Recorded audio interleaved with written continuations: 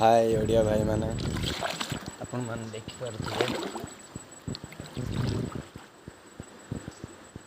वर्तमान ए सिरसालाम ड्रेम रो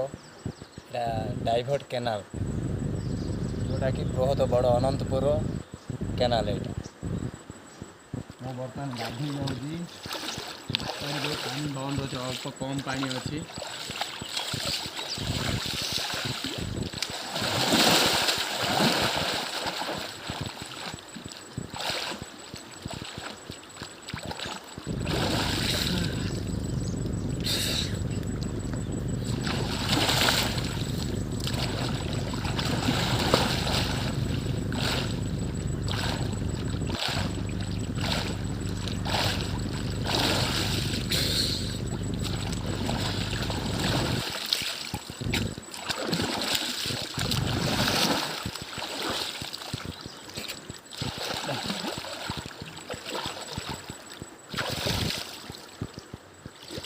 यार ऊपर आम अनुषा प्रोजेक्ट